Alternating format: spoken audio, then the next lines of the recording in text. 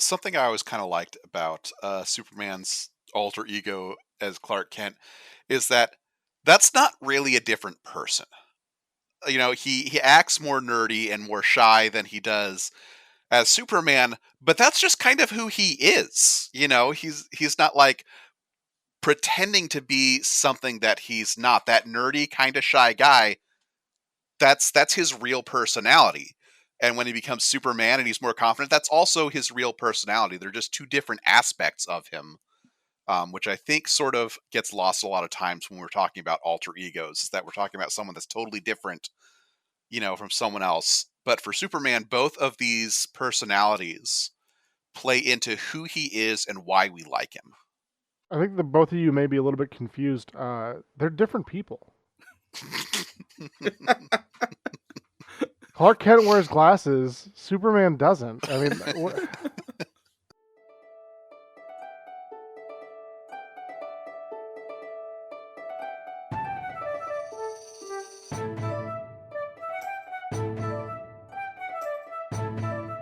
Just a reminder, this is a spoiler-heavy podcast. Different series that require a spoiler warning will be in the description.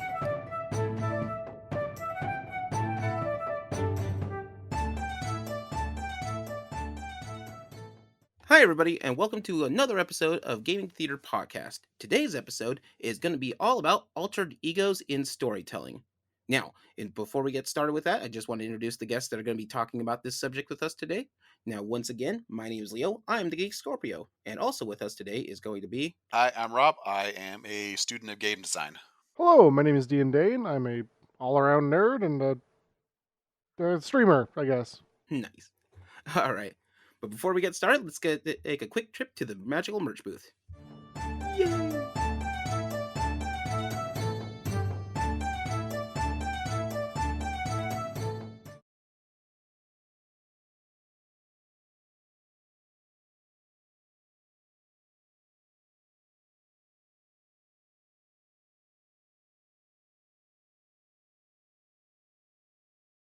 So we're here with Magical Merch Booth. Now that we're done with all of our stuff with Gem State Gaming Convention, I wanted to take a moment to thank everybody for Gem State Gaming Convention for letting us do so many live events there. There's going to be several different events that are being edited and going to show up on the YouTube channel, one featuring El Penguin later, and it'll be great if you guys check it out. If not, no big deal. We're going to get the rest of the podcast is going to move on like normal. But thanks for everybody who supported us while we were at that convention. In the meantime, let's get back to the show.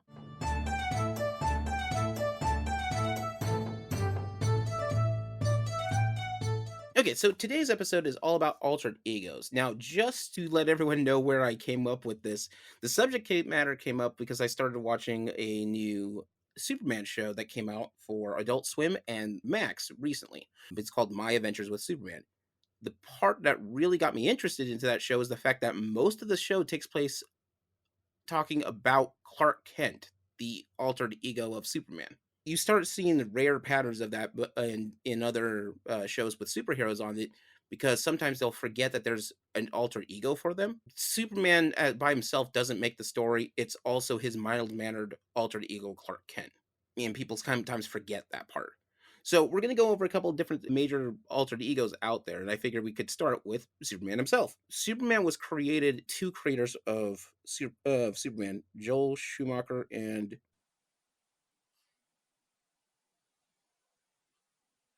Joel Schuster, I think you mean. Yeah, Joel Schuster, yeah, and... God, who's the other guy? Jerry Siegel. Yes. Jerry Siegel and Joel Schuster created Superman, and they based it upon themselves because they were Jewish immigrants that came to the United States, and they were very, very mild-mannered looking. In fact, the original artwork that's done for Clark Kent is based on Joel Schuster, and they were like, well, what if we could be this strong guy, this popular guy, the guy who can do anything that out there? And that's sort of the short end of how Superman became spawned over that. Okay. Something I always kind of liked about Superman's alter ego as Clark Kent is that that's not really a different person. He acts more nerdy and more shy than he does as Superman, but that's just kind of who he is. He's not like pretending to be something that he's not, that nerdy, kind of shy guy. That's his real personality. And when he becomes Superman and he's more confident, that's also his real personality. They're just two different aspects of him, which I think sort of gets lost a lot of times when we're talking about alter egos, is that we're talking about someone that's totally different, from someone else. But for Superman, both of these personalities play into who he is and why we like him. I think that both of you may be a little bit confused. They're different people. Clark Kent wears glasses. Superman doesn't. I mean, no, I totally agree. Though it's very similar, right? With Clark Kent and Superman, you've got Batman and Bruce Wayne, and I think in the same way, right? One could argue that Bruce Wayne is not necessarily Bruce Wayne's like true persona, but I still do think it is a part of him, right? It is another facet of him, in a similar way to Clark Kent being a facet of who Superman is or who Kal-El is, whatever you want to call them. Yeah. It's part of his fascination for it is that he is basically both people. Superman is just him with all the powers and the drive to try to see what's best in people, but Clark Kent also sees what's best in people and wants to help out where he can. If it wasn't for the fact that the cape makes him, separates these two people, he would probably just be doing it all on his own. So there's a fun little fact that I found during this research for it. So Warner Brothers, the company that is the parent company of both Max and DC, which is why they helped to make the original Superman movie back in the 70s. So apparently, as it turns out, one of the requirements for any live action actor to play Superman in a major motion picture is to wear the original 1970 costume that Christopher Reeve wore and see if they can portray Superman. The idea behind it is that because the costume is awful, it's in comparison to all the Superman costumes out there, it is not good. But if you can convince everybody in the room that you are this powerful being, this pillar of morality that is Superman, that's how you know that you got the job. And so everyone who's played that role, Christopher Reeve, oh, I can't even think of his name. The guy he's the Witcher. Henry Cavill, and every major motion picture actor who's played Superman has at one point in time had to wear the same suit in order to prove that they can perform this character on it. And it's mainly because Christopher Reeve did such a good job portraying those two roles, Clark Kent and Superman, that they put this sort of thing on a pedestal for it. Interesting. So they have to do that because what happened during the screen test, they have the original one in the 70s, they had multiple people try out for the role of Superman. Christopher Reeve was just in the running for it, and they put him into the costume the first time, and the costume looked awful for him, and he looked like really thin in the suit for some reason, except Christopher Reeve understood how to change his personality to make it fit. So he's more bolsterous. His chest is higher out. He's speaking from the diaphragm because he has a background in musical theater. But also, if you ever get a chance to watch it, he was so nervous putting on that suit that the original screen test they have for him, his armpits are completely soaked through the entire suit. He's like, oh man, I hope I do a good job. But then, like a switch, all of a sudden you believe exactly that he is Superman. Yeah, no, not wrong. So whenever people talk about how there's like Clark wears glasses, Superman doesn't, there's actually a whole list of psychology behind the disguise that goes beyond that. It just looks simply put for just putting on glasses. All right. So here's the thing that once you hear about it, it's one of those you might not be able to unsee. Any character that's usually drawn that's done as a villain or something untrustworthy of it, they usually for some weird reason have their hair parted to the left, including Clark Kent.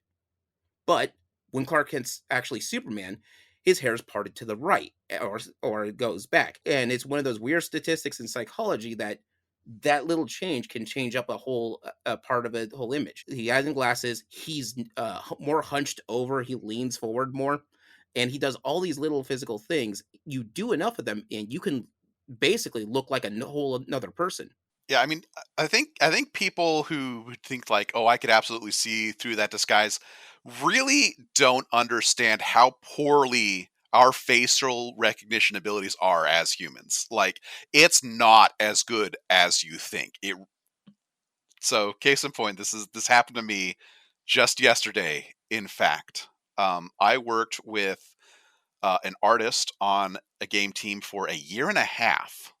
And we weren't like directly working with each other, but she was on my team. I'd see her most days of the week, and she had dyed hair. Like, half of her hair was dyed, and the other half was not dyed.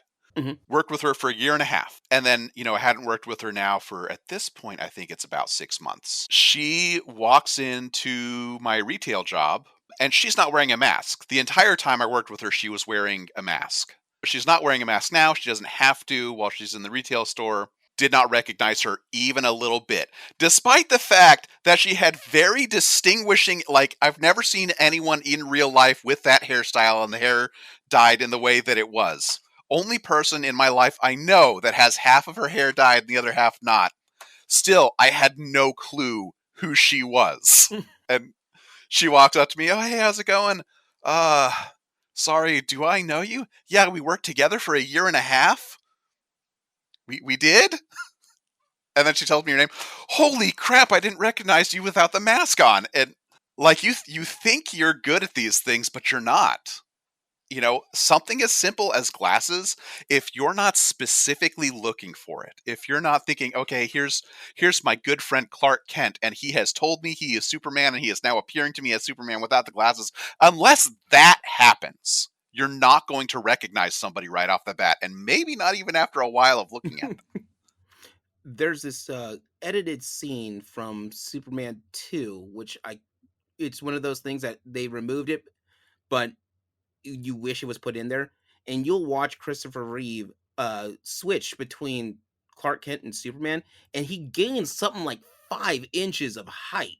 It's just crazy. And then he switches back by putting the glasses on and hunching over. But yeah, there's totally a bunch of little things that they do to make that work for it. I forget if it's Henry Cavill or if it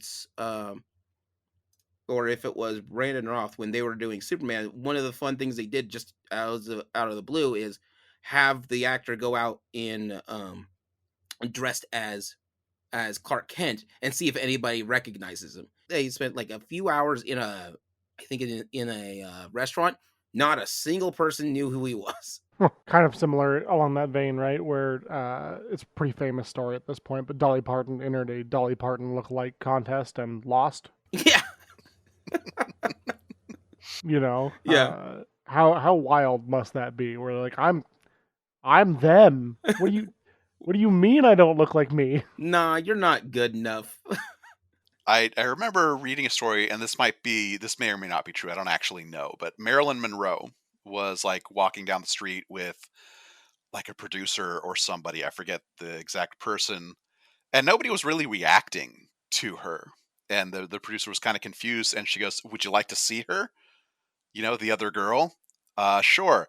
And basically all she does is change her body language. She just walks, more confidently, stands up a little bit taller, and just kind of, acts a little bit more sexy. And then all of a sudden, everyone on the street is turning and looking and recognizing, oh my gosh, that's Marilyn Monroe. Like, it's amazing how small of a change you can make and look like a totally different person. Mm-hmm. Now back to what we were talking about before with Batman. Batman is a little bit of the opposite. Basically, Bruce Wayne is the disguise, not Batman. And in several different comics and in an episode of Batman the Animated Series, um it's a weird trick. So like I think it's Dr. Fear or such was trying to mess with Batman's brain. No, it was in Batman Beyond. Now I remember what it is. In Batman Beyond, there was some psychic who was trying to mess with Bruce Wayne's brain, and Bruce Wayne just was never fully affected by the psychic, and he's a powerful psychic. When Terry McGinnis asks him why he didn't affect him, he goes, "Well, yeah, he never really used my name." He goes, "Well, he just kept calling you Bruce Wayne the whole time." Uh-huh. You're Batman. You just think you're Batman. That's your name. You're Batman. But no, he is just Batman. That's how he perceives himself. Bruce Wayne is the alter ego, the thing that keeps him grounded, though. There's this super cool comic that I want to go get, and I've read it repeatedly, and it's called Divided We Fall. So just to get some backstory in this comic, this happened after another comic called Tower of Babel, which is a famous story where somebody breaks into the Bat computer and steals a set of files from Batman. Now, what they steal is a list of the weaknesses and ways to defeat every member of the Justice League. The reason why everyone's pissed at Batman is because it's their teammate who sets up this line of things that says, yeah, if in case everyone goes rogue, here's my list of how to put every single person down. It's kind of weird to have your friend like, yeah, I know how to take you down psychologically just in case, but we're cool with that $10 you owe me, right? But yeah, so he creates this. Now in Divided We Fall, he and Superman are having like this discussion about what to do with Batman, because Superman, all things considered, is cool with Batman knowing how to put him down, because one of his biggest fears, how powerful he is, that it'll take over and any number of things could get trashed in that wake. So having one guy who knows how to put him down for him is a safety measure. Now, at some point, and this is part of the story, there's apparently like some mystical thing that's running around that's been randomly granting people's wishes. But it's been randomly running around, scanning people's brains, finding out what they wish for, and then granting the wish. So it's just been on autopilot. So it happens to, at this point, reach out to Superman, and he's like, I really wish we didn't have dual lives. I could keep my identity and my superpowers heroes as two separate things. And what it does is that every member of the Justice League at the time, which had dual identities, so Superman, Batman, Green Lantern, which was Kyle Rayner at the time, and Plastic Man, who was in the league at this time, all had their bodies basically split into two people. Oh, and the Flash. So because of that wish, there's Batman as Batman and Bruce Wayne, the alter ego for it, as two completely different people. And this goes on for about a month where they have to deal with the fact that they have two people, and they're like, well, since we can both be the superhero and the person, we'll just let them live out their lives until we can figure out a way to solve this. And it goes nuts because Bruce Wayne has all the pent up rage and anger and fear that he's had for a lifetime from his parents dying, and nowhere to focus that into. And so like he ends up going in full vigilante mode, but he doesn't have the skills that Batman has, the years and years of dedication for that, and the nuance to be able to know, to have any of that scientific acumen. He's basically Batman without being a detective or a fighter, basically a crazed vigilante. Superman was split, so Clark Kent is basically running the news, just doing his reporter thing, and his heart sinks on the basis that whenever there's some kind of trouble, he doesn't have his abilities to help, and he can't really help as much as he used to. But then Superman, that is running around, because he's mostly his alien abilities and his Kryptonianness is so separated, he's completely oblivious to, unless a supervillain is taking somebody on, he's oblivious to what happens to people and doesn't really care. At some point, the only language he speaks is Kryptonian because he's so separated from everybody.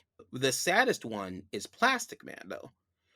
Plastic Man's origin is that he was a criminal that fell into another vat of chemicals, because that's what you do in the DC universe. Except he's reformed. When he is reformed, he uses his powers and everything just to be a hero.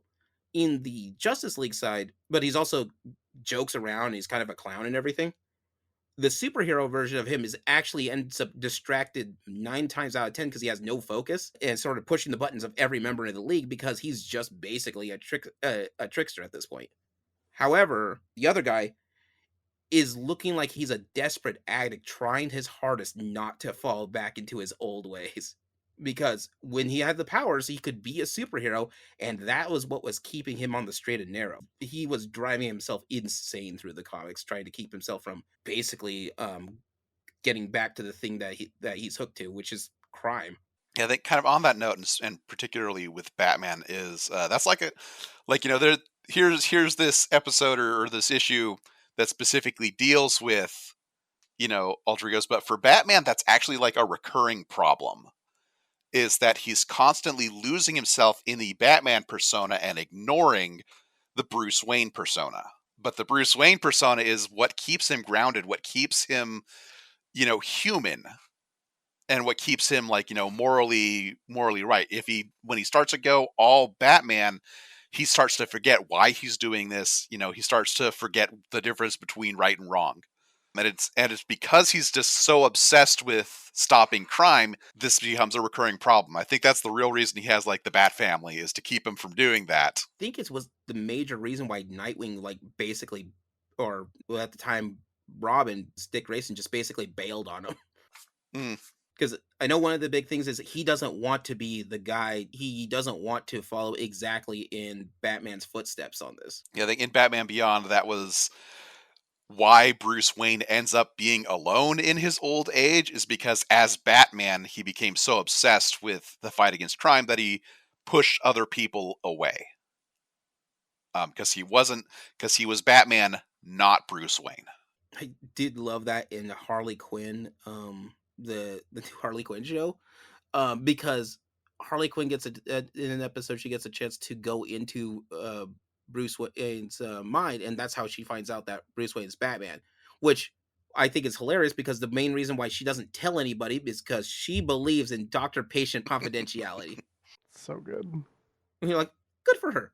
That Good whole for her. show is just phenomenal. It was phenomenal. I did love that, though. He's like, look, I'm not going to stop you, but you really need some actual, help on this.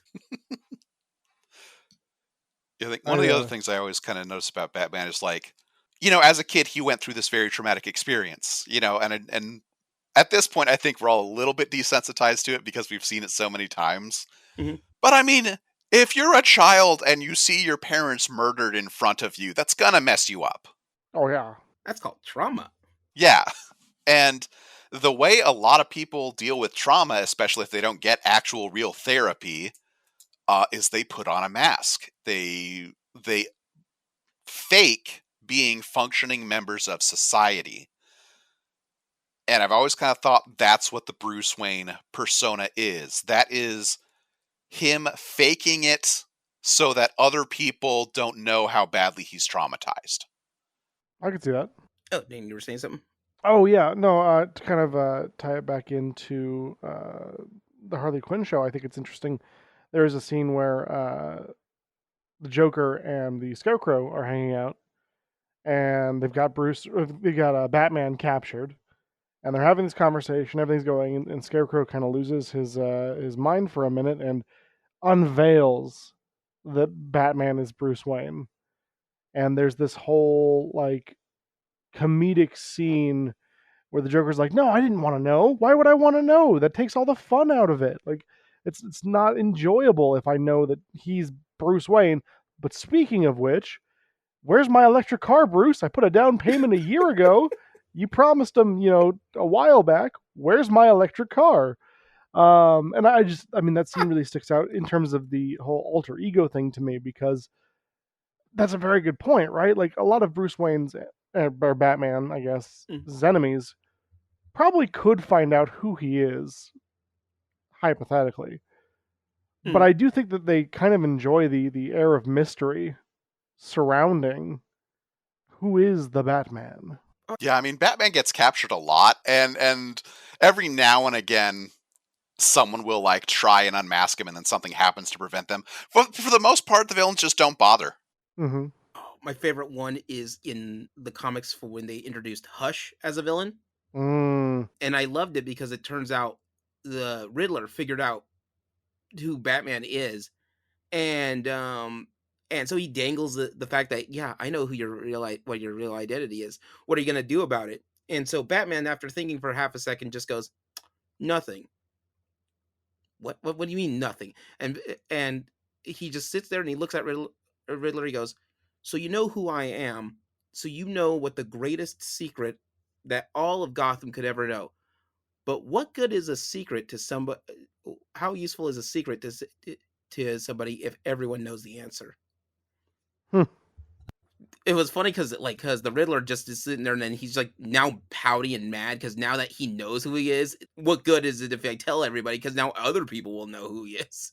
Very much like a no one will ever believe you sort of moment.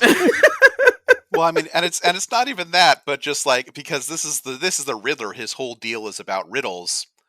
He has to be the smartest man in the room. That's like his Mhm. thing. It's not okay for someone else to be as smart as him. Which means if he has information, he doesn't want you to know it, because that will make you a little bit smarter. Mhm. To Riddler's credit, like, he's the one that depending on who's the manipulator, will either see him as a kind of a comic joke or the real biggest threat that they have to deal with. Amanda Waller, uses the Riddler in the Suicide Squad a lot in Task Force X, and so a thing with the Suicide Squad is they put a bomb on the back of the deck of every member of the Suicide Squad, because if they fail or if they betray him, he can just, detonate the bomb, right? Doesn't work on Riddler because he keeps turning it off. However, he needs the Riddler as a master tactician in there because there's few people in the world that are as clever or as smart as him. I mean, this is a guy who fights Batman on the basis of his wit alone, and there's not a lot of people that can actually keep up with that. So, like, these are sort of the things that are alter egos, but this is kind of a more extreme personality. A different take on that would be what Marvel does with Spider-Man. The alter ego in this case, because Peter Parker's the guy, but the alter ego is Spider-Man. However, he keeps them separate on the basis of the comeuppance. Be doing the things that he needs to do to keep up his responsibility as Spider-Man puts a target on a lot of people's backs, and the best way to keep his family and friends safe is that nobody knows who Spider-Man really is. The 90s Spider-Man cartoon is one of my favorite things when they try to introduce the Punisher. The Punisher has the same problem as Deadpool in cartoons, on the basis of the cartoon needs to be made for children or young teens. Deadpool kills a lot of people. That's what he does. Mm. And the Punisher it's in his name. He punishes pretty violently on things. But someone put a price on Spider-Man's head, and the Punisher deduces that because of all the photos that are taken, Peter Parker has got to be Spider-Man. Meanwhile, somebody else dressed in a Spider-Man costume is all of a sudden swinging across the skies while Punisher's looking at him and has Peter Parker tied up. And Peter, just on instinct, turns around and just tells him, "Oh, look, there's Spider-Man. It must be me up there. Clearly, I'm up there right now." 90s Spider-Man from the cartoon is like the sassiest person. He is so sassy. And I learned the other day that the same voice actor who did Spider-Man voice acted Prince Charming in Cinderella 3, who is in Cinderella 3 is surprisingly hilarious. At some point, the king tells him, "You cannot leave this room. I forbid it. There's no way you're getting down these stairs." And he looks down the stairs, looks up, and goes, "Okay," and jumps out the window out of the fifth story building. Not even thinking about it, just goes. That is so extra. It's so Well, yeah, amazing. because he's got spider webs that he can just swing from. He doesn't need to worry about that, right? Yeah, that's how Prince Yeah. Charming works. Prince Charming, 100%. That's what happens when you get a voice actor role. They just sort of bleed all together. Rob Oh, man. Paulson is someone you do not want to mess with, being Raphael and Donatello and Yakko And many others. and many others. But don't worry, his Achilles heel will be the box ghost. But yeah, so like a lot of those characters especially in Marvel, their alter ego is just there as an alter ego. It's someone else. What is it? When Miles Morales got first introduced, the normal public doesn't even know there's a new Spider-Man. They just assume it's the same guy with a new costume. Would you consider Scott Summers a alter ego? Scott Summers is a weird one because he's just Cyclops the entire time. Yeah. X-Men have a different. So here's the thing with alter egos for the X-Men, the mutants, that's not the same treatment. That's more of a nom de plume. So without certain Their names, the Cyclops, that's not really a superhero name.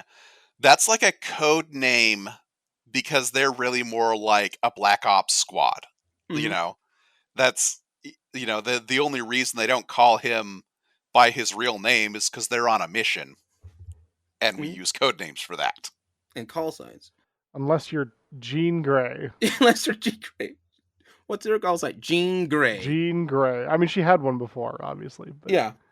But I think like it was the Marvel Girl. 90s X-Men, they're like, ah, Jean, watch out. We have Beast, East, Cyclops, Wolverine, which also go on that same name. Jubilee's call sign is Jubilee, but like we put the name together instead of separated because her name actually is Jubilee. Jubilationly, yeah. Uncrackable. Uncrackable. No one will figure that one out. There's a That's kind of like Danny Phantom. Mm, And his superhero name is Danny Phantom, and his real life name is Danny Fenton. yep. And I just love it because in one of the movies, he gets found out by the public at large, and then is it Dash is the bully? I forget his name. I Dash, believe yeah. so. And he's just like, Danny Fenturd is Danny Fantard. Like it's this huge revelation when he changed like one syllable of his name. Unhackable. Unhackable. But no, so the X-Men have it a little bit differently. They're not just call signs. For a lot of the X-Men, especially for people who have gone through the school for the Charles Xavier School, it's considered a mutant name. It quickly describes your powers and such. Beast can run up walls and do all these beast-like things, so he's the Beast. Instead of Hank McCoy. Scott Summers, because his eye beams will always center into one singular beam, is Cyclops. Wolverine gets a pass because somebody else gave him that name. But Skin, whose powers involves moving his skin, making it bigger. I still stand by my statement. Jubilee is just sort of, yeah, I can shoot sparkles, but also pretty lazy on this one, guys. Not My as lazy as superpower is Jean Grey. Razzle Dazzle. No, Dazzler has been taken. That's true. If she was going by Dazzler then and not one of her other names, she's got 3 or 4. She's got a stockpile in the back. She do. She do. Kind of going back because I feel like we didn't really get a chance to discuss it with Spider-Man and Peter Parker. Because a big recurring problem for him is sort of that work-life balance. Is he really struggles in his Peter Parker persona to do the things that he needs to do because he spends so much of his time and energy in his Spider-Man persona dealing with criminals. And so he's constantly late to stuff. He struggles to keep up with his schoolwork. He struggles to spend time with his friends and his family because he's all the time off doing the Spider-Man thing. Because, of course, he's got that whole, great power, great responsibility motto. Yeah. And there's sort of this, because I have the Spider-Man powers, I have to be out there stopping the crime. What is it? He had to take an extra class for when he graduated high school because he missed it from being Spider-Man. I know he missed being married to Mary Jane. He was late to his own wedding because of being Spider-Man. And I think he had to spend like an extra year or 2 in college because his grades fell. Oh, yeah. I mean, that doesn't surprise me at all. Mm-hmm. And that's for a lot of alter egos, that's not something they bring up. They occasionally bring it up, there's usually here's an episode dedicated to the idea that they struggle with managing their time. And then it's never brought up again. Mm-hmm. But for Peter Parker, this is kind of like a realistic take. No, this happens all the time. And it's not a problem that's going to go away. Yeah. Give credit to Stan Lee. When he creates his characters, he wants to give them a problem. He explores that. Spider-Man was always supposed to be the regular guy who happened to get powers. The Hulk has a huge problem with when is he'll ever go switch over to the Hulk. Bruce Banner's fine, but it doesn't take much for him to switch to the Hulk. But yeah, there's several different characters on that have that problem. Wolverine doesn't. Wolverine is just Wolverine. Yeah, well, because I mean that's the other thing with the X-Men too, is that they're not really superheroes in the traditional sense. They're at a school, they have here's their lives scheduled for them, and then they go on a mission because they're assigned to it. There's someone organizing all that stuff for them. Are they going to be late to class? Nope. Gotta pass because this class is here. Oh, so it was a really big critique. Did you guys ever watch the animated series Spectacular Spider-Man? It's Yes. one of the best Spider-Man series that is out there. Now, one of the longest running ones is Ultimate Spider-Man. That was on Disney, did that one. And they never or very rarely tackled the fact that Spider-Man and Peter Parker are two different people or have different lives. It just never comes up at all. And kind of is a detriment to the series because a lot of people, the Ultimate Spider-Man, even though it ran longer, didn't have to deal with half the problems that Peter Parker normally does. And so you kind of miss on what made Peter Parker, the storyline for Spider-Man, good, is because like one of the issues that he has to deal with is keeping up with his regular personality life. Meanwhile, in Spectacular Spider-Man, in that series, they explored with that tone so well. Like I loved it because for a long time, one of the girlfriends that he had in there was Liz Allen, which is just like Mary Jane Watson's in the school. Gwen Stacy's there as well, and so these are his most two common love interests in the main storyline. And here's Liz Allen. Let's give it to her instead. And for the most part, the way that storyline ended is that they eventually had to have a mutual breakup because Peter Parker wasn't there when she needed him a lot of the time. Mm-hmm. And Peter couldn't, in good conscience, tell her that he's Spider-Man because even though he probably should have, but the second he does, if anybody finds out, there's a target on Liz, and that's something that he doesn't want to deal with. I find it interesting in kind of a similar vein. The most recent live-action She-Hulk show really deals with like, can a superhero be more than just their superhero name, right? And it does sort of examine similar ideas that you've mentioned with Peter Parker about, dating and what that looks like when you're a superhero and you have to be, you're working a 9 to 5 day job, but then you also keep getting drawn into these like crazy fights out there. Mm-hmm. What does that mean for you when all you want to do is, in this case, be a lawyer? Yeah. But like watching your own personal life kind of suffer because of it is difficult. Truth be told, Daredevil is probably the one that just is all about that life because he does the superhero thing. Once he busts them, now he's doing the lawyer thing, trying to prosecute everybody else that he's busting. Out of everybody, he's probably the most efficient of them all. Feels like it would be a conflict of interest. Oh, it absolutely is. Yes.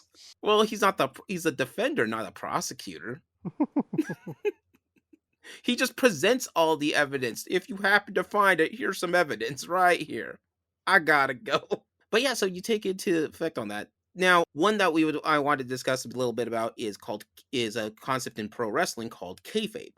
Kayfabe is where you embody your persona. Now, in the modern era that we have right now, there's this whole thing of kayfabe is mostly dead. Is what the moniker is, because people didn't have to live out those kind of lifestyles. But back in like the 80s and the 90s, it was, if this is what your character does, this is how you live your life to do that.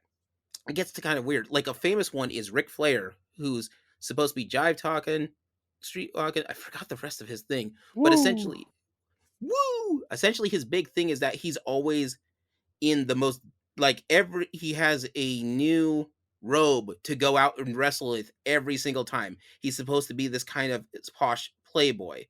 So, in a weird turn of events for that, a lot of pro wrestlers had to like carpool and go into and save money as much as they can. Like Mick Foley, Mankind, was infamously famous and slightly annoyed a lot of wrestlers because he was the cheapest one out there. Because he would like, all right, we're gonna all take this one car. Everyone gets one bathroom trip, and then we're only gonna snack on these things because it's the cheapest thing to get there. All right. Meanwhile, Ric Flair, because of his character's persona, since it's this high-line rich playboy, he got a stipend from WWE to keep up that persona. People see him on the street, they have to see that he is eating the biggest T-bone steak in the house. They have to see that he is coming in with champagne bottles and with the finest of clothing. And he's like, okay, but I need some sweet cash to flash around, or for my persona. It was something like in the 80s, he was able to carry around like $1,500 in cash between between going from one wrestling match to another, So he was having a fun lifestyle time by doing that. Another weird famous story is there's these two wrestlers, Polynesian, they're related to The Rock. I think it's the Head Shrinkers. And part of their persona is that they couldn't speak English. So they were in a car carpooling with one of the wrestlers that was opposing them the next week at this arena. They get pulled over by a cop, and the cop talks to them, and they don't say a word to keep up the kayfabe and end up spending a night in jail because of that. Mm. That is dedicated to the craft. Like, honestly, it just sounds exhausting. Like, having to keep up a character all day, every day. Yeah, I think they trace it back to The Rock when he started becoming big and started showing up into different portions of careers, because people don't remember, he was in an episode of Star Trek Voyager at one point, and he ended up hosting Saturday Night Live the first time while he was in his wrestling persona. So it kind of like took the edge off. And by now, because of social media and such, and people doing their promotions and things, it's just easier to just separate the character than it is from the person. Well, I don't know. I feel like The Rock is a different case because I don't think I've ever seen a movie that The Rock's in where he didn't just play The Rock. Like, that's just kind of who he is. Like, I don't know if that's who he really is as a person, but it's the only persona I've ever seen him in, so... So he defines his persona as The Rock as himself taken up to 11. So things are more extreme of what he is. So it kind of fits in that. If we're talking about alter egos, I've got to talk about my personal favorite one, Rusty Shackelford. Oh, yes. That's just what a name he uses to order pizza. Turns out Rusty Shackelford also is apparently a real person. I think one of my favorite... I'm pretty sure this is a scene, or I dreamed it. Either way, it's hilarious. But there's a scene where Dale Gribble has to introduce himself to somebody, some authoritarian, and he's like, "My name is Rusty Shackelford, and this is my friend," and he's with somebody. And he pauses for a moment, and I'm pretty sure he just says Rusty Shackelford again. Maybe I've dreamed this. I don't know, but I do recall this happening. That 100% sounds like something Dale Gribble would do. But, like, how often does Dale Gribble just use Rusty Shackelford in a spot? Here's my real question. How often does it work?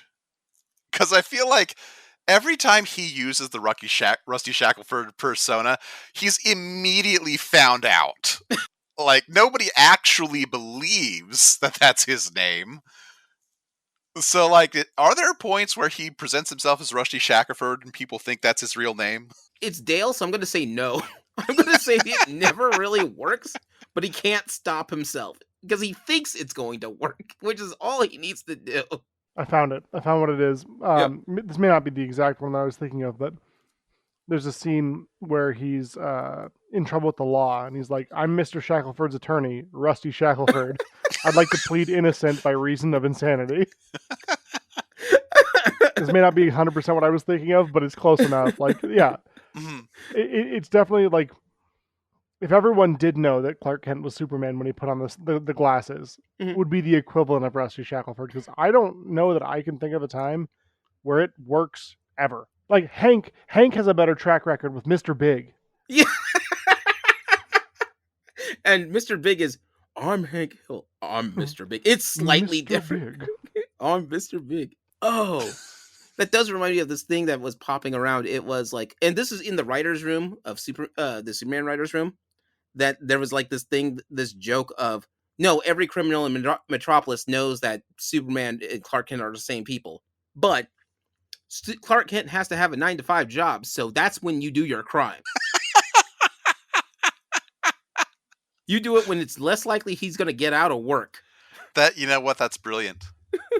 I kind of remember, I think there was a Saturday Night Live sketch where basically everybody at the Daily Planet knows that Clark Kent is Superman, but essentially they all decide not to bug him about it because as Superman, he keeps saving the world.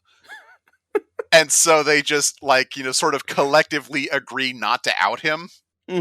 But he's just really, really bad at it. Like, in one of his articles, he writes, Like he writes something about not that I'm Superman, and then a couple sentences later, because I'm Superman. Oh wait, oh crap, oh no, I wasn't supposed to say that. He wrote that out and didn't delete it. Oh, so a funny part of the alter ego that doesn't come up a lot, but should, is Darkwing Duck and Gizmo Duck, and I like the way they sort of changed it up in the reboot for Ducktales.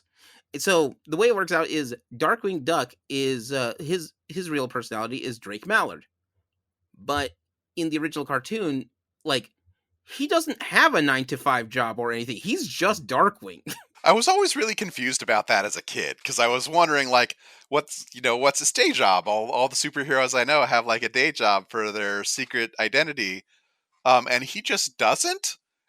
And I didn't understand why they even bothered. So apparently, I had to do some digging and research. His day job is working as a superhero for Shush, that government organization that needs him to do jobs once in a while.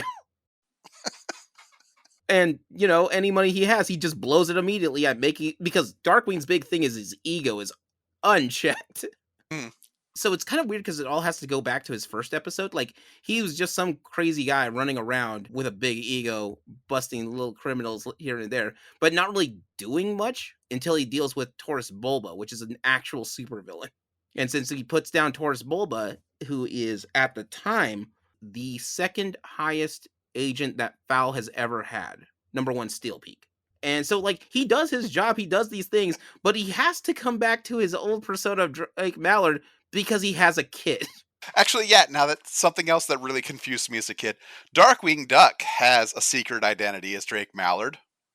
Gosselin doesn't. Gosselin is constantly there at his side while fighting crime, just as herself. Same thing with his official sidekick, Launchpad McQuack. Launchpad does not have a secret identity. That's just who he is. That's his normal dress attire. Constantly hanging out with both Darkwing and Drake Mallard. Doesn't bother with secret identity in any way, shape, or form. So I can't explain Goslin. I can't explain Launchpad McQuack. Been on adventures with Scrooge McDuck. Oh, he's just the guy who does this. That's just what he does. But in the reboot, they have Gizmo Duck, who people just keep accidentally figuring out who he is because he's bad at keeping that secret identity. Like, his mom figures it out, and he's like, "Mom, when did you know?"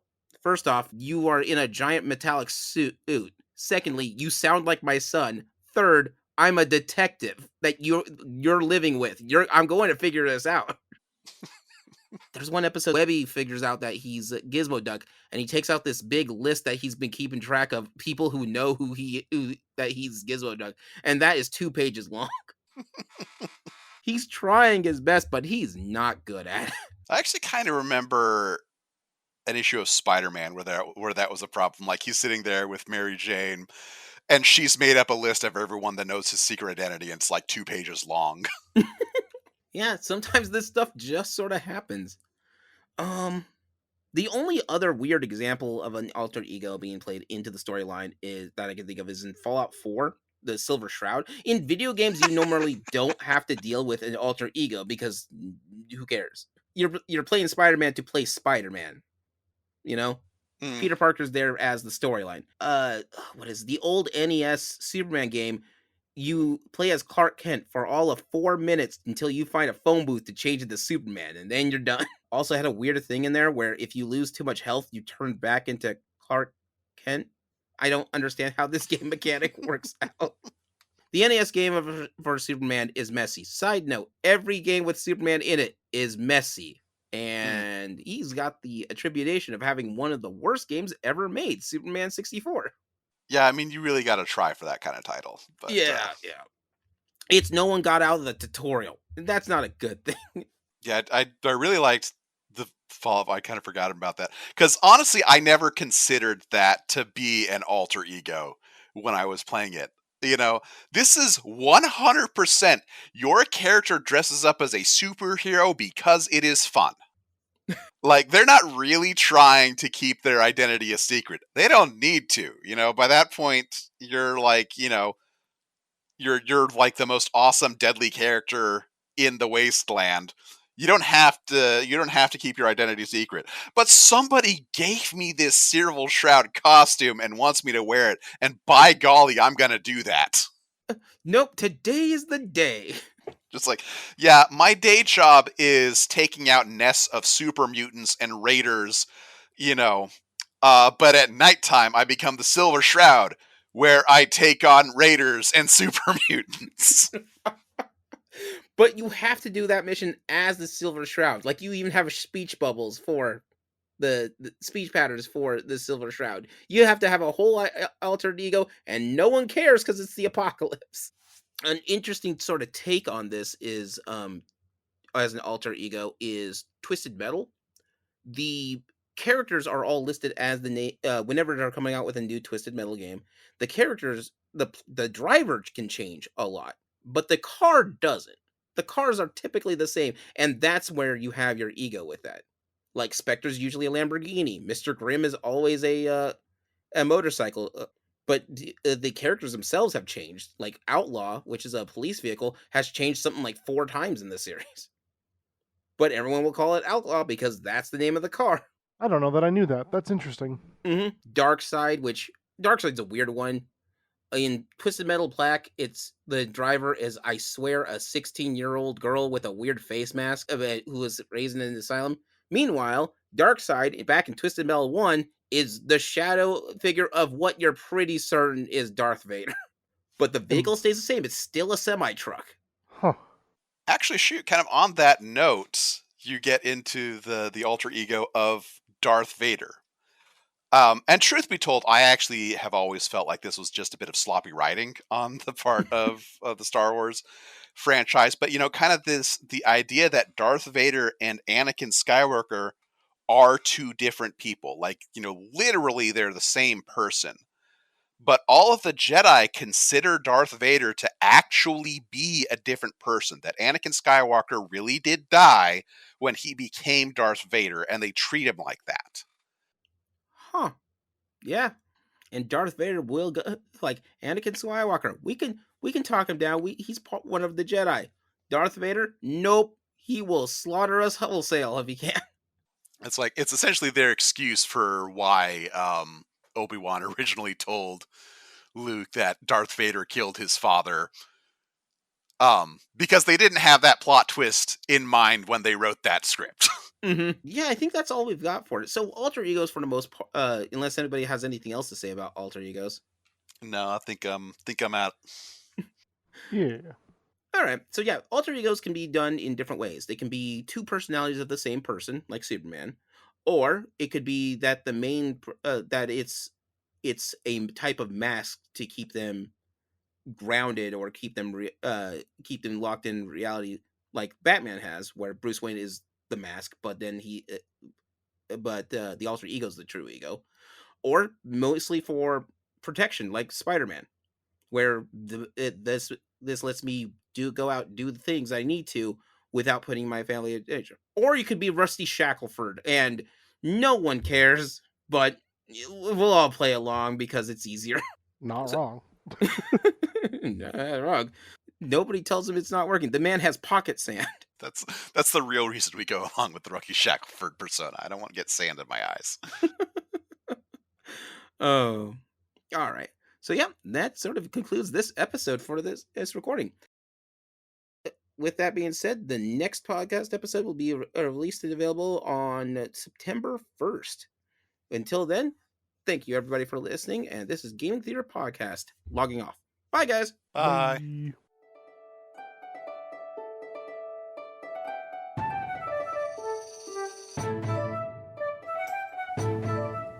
Gaming Theater Podcast is hosted, created, produced, and edited by Leo Garcia, the Geek Scorpio. Our music is A Drinking Game. Stock media provided by Stormwave Audio /Pond5. Our cover art is by Adam Parker. You can find him at ParkerGFX on Twitter. If you want to send us some money to help with these episodes, you can do so at patreon.com/gamingtheaterpresents. Want to send support that doesn't hit your wallet? Please leave a review with wherever you hear your podcasts and share our podcast with your friends. It really helps out. Thank you for listening.